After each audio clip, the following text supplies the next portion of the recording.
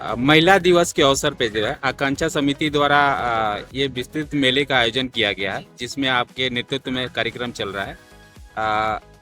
क्या कहना चाहेंगे, कैसा कार्यक्रम चल रहा है? अंतर्राष्ट्रीय महिला दिवस के उपलक्ष्य में हाँ।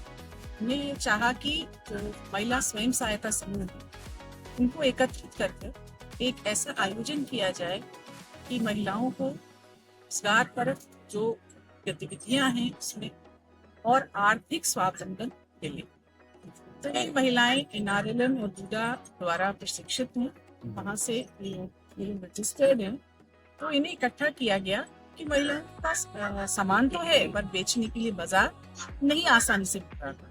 तो ये हमारी पहल थी कि महिलाएं एक साथ इकट्ठा हों और अपने सामान को बेच सकें और लोगों को पता चले कि ये इतना सामान हमारे जिले में, जनपद में बन रहा है अलग अलग स्वयं सहायता समूहों के अंतर्गत और ये उपलब्ध है। इसके लिए हमें बाहर जाने या कहीं ढूंढने की कोई जरूरत। ये बाजार और स्वरोजगार जो है महिलाओं के मनोबल को कहाँ तक जो है बढ़ाएगा, और ये उनकी तरक्की में कहाँ तक भागीदार साबित होगी? देखिए, मेरा मानना है, जो मेरा 3 साल का इस आकांक्षा में जो मेरा अनुभव रहा है, उसमें ऐसे मेले महिलाओं को बहुत ज्यादा प्रोत्साहित करते हैं। एक तो उनको अपना हुनर दिखाने का मौका मिलता है। कई बार प्रशिक्षण लेकर सामान बनाकर घर में रखा है, मगर कोई एक फायदे का बाजार नहीं है जहां वो अपने हुनर को प्रदर्शित कर सके और उसके एवज में उन्हें आर्थिक फायदा भी मिलता है। तो इस तरह के मेले इस चीज को बहुत ज्यादा प्रमोट करते हैं कि महिलाएं अपने हुनर को खारें, बाहर लाएं और उसे बेचकर आर्थिक स्वावलंबन की तरफ बढ़ सके। जो हुनरमंद जिले की महिलाएं हैं, उनको अवसर की तलाश है, वो किन विभागों और किन व्यवस्था से संपर्क करके आगे बढ़ सकती हैं? आगे के अपने अपने अलग अलग कार्यक्रम हैं और वो विस्तृत जानकारी विभाग अध्यक्ष ही दे पाएंगे। पर जहाँ तक मेरा यहाँ पर इस मेले में है, तो हमने डूडा और एनआरएलएम के तहत जिन महिलाओं को प्रशिक्षित किया गया और जिन महिला स्वयं सहायता समूह इनके बीच रजिस्टर्ड है, उनको हमने बुलाया, क्योंकि वो हमें सूची आसानी से मिल जाती है कि हाँ, यहाँ ये काम हो रहा है, महिलाएं आ रही हैं, काम कर रही हैं और इनको एक बाजार हम दे सकते हैं। आगे बढ़ने को अग्रसर महिलाएं जो है, महत्वाकांक्षी महिलाएं जो आगे बढ़ना चाहती हैं स्वरोजगार के माध्यम से, आर्थिक मजबूती के माध्यम से, इनको क्या संदेश देना चाहेंगे? सहित पूरे जिले की महिलाओं को क्या संदेश देना चाहेंगे? संदेश मेरा हर महिला के लिए यही रहेगा कि खाली मत बैठिए, कुछ ना कुछ करके। अगर आपको धन की जरूरत नहीं भी है तो भी अपने हुनर को निखारिए। आप अपने साथ 8-10 ऐसी महिलाओं को जोड़िए जिनको आर्थिक सहायता की जरूरत है। आपके हुनर से उनके घर में एक एक्स्ट्रा इनकम ऐड हो। महिला का काम करना, महिला का बिजी रहना बहुत ज्यादा जरूरी है उसके शारीरिक और मानसिक स्वास्थ्य दोनों की। अगर आपको पैसे की जरूरत है तो काम करना ही है, नहीं भी जरूरत है तो 2-4 ऐसे लोगों की मदद से काम शुरू कीजिए जिनको पैसे की। उन महिलाओं के लिए क्या कहेंगे जो समाज में कुछ करना चाहती हैं लेकिन परिवार से सपोर्ट नहीं मिलता है, तो उनके लिए आप क्या कहना चाहेंगे? बड़ी पुरानी एक कहावत है, बहुत पुरानी, करत करत अभ्यास तेरी चढ़मती होत, श्री आवत जात दिल पर।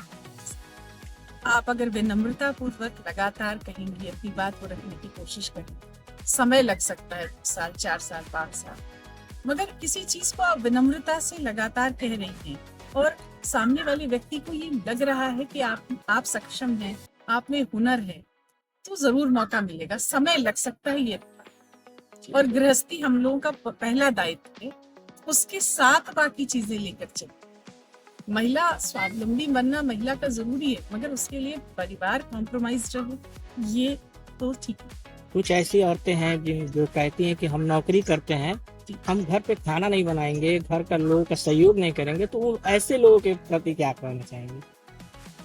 जिसकी जैसी सोच है उसका ऐसा निर्णय है, इस मामले में मैं कोई प्रतिक्रिया नहीं कर सकती, मगर महिला का दायित्व उसके परिवार पर भी उतना ही है जितना उसके अपने एम्बिशंस पर, अपनी सोच पर और अपने उत्थान पर।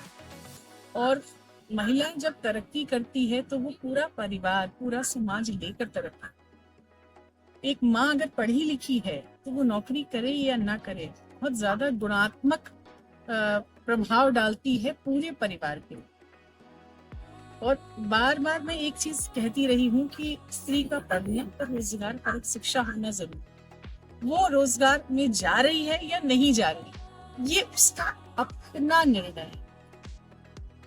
वो घर संभालना चाहती है या नौकरी करना चाहती है, ये उसका अपना निर्णय।